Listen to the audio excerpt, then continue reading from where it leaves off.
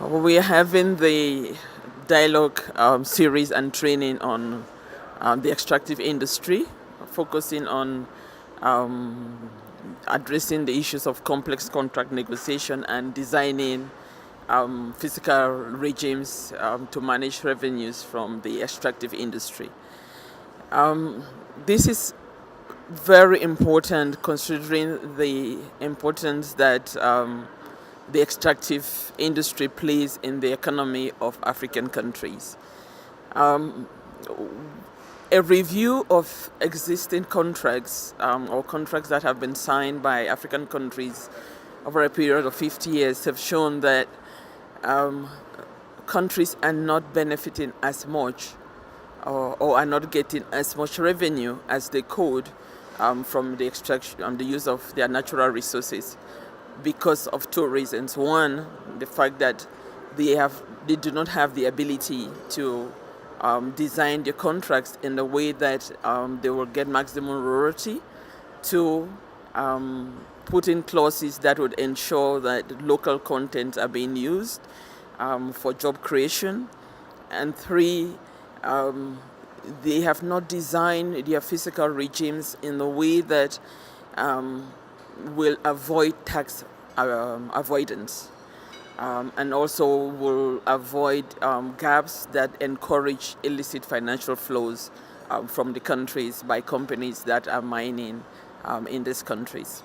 In terms of job creation, I think the mining industry is for the countries that are endowed with these mineral resources plays or should play a more important role in creating jobs for the youth than it's currently doing.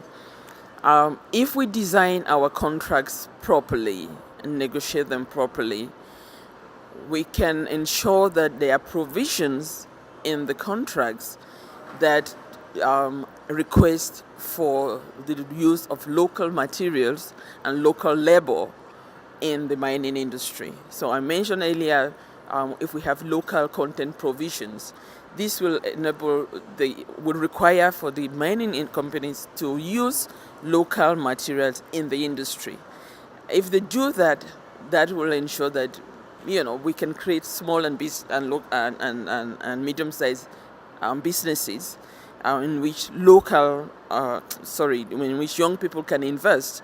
But not only the young people, others can invest in these medium-sized industries, and they can employ young people. So that will be about job creation. The second is to make clear provisions that these companies should hire local labor, hire young people. That means, you don't have companies investing and bringing labor from their own companies. They should use our local labor to run these industries, the mining industries.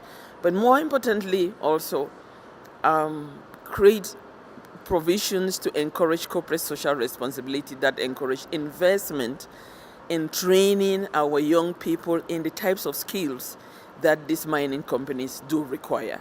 Because I think this is where we have a lot of weaknesses in our systems, where we have countries that have been exploring petroleum for over 50 years, but we don't have credible institutions that are capable of training this mining engineers, or other professions that are required along the extractive value chain.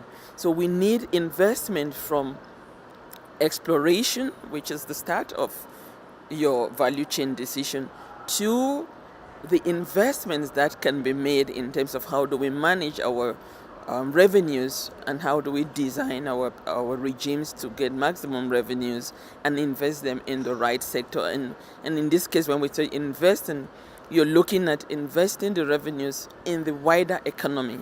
That's where you build sustainability and growth and development from extractive industries. Our key message is that Africa countries are blessed with abundant natural resources. And we need to use these resources for the inclusive development of our communities, our economies, and our people. But to do that, we have to invest in the capacity for our government, our civil society, our businesses to be engaged in this sector in an informed manner. And when I mean informed manner, is that we need to have the knowledge, because you are dealing with foreign companies that are very capable and competent in terms of the knowledge that they have in the resources that we have in our countries. They have the manpower with the range of skills that are needed to negotiate the best contracts for them. Our countries need to do the same. We need to have the capacity, invest in that capacity to do the best deal for our countries and for our people.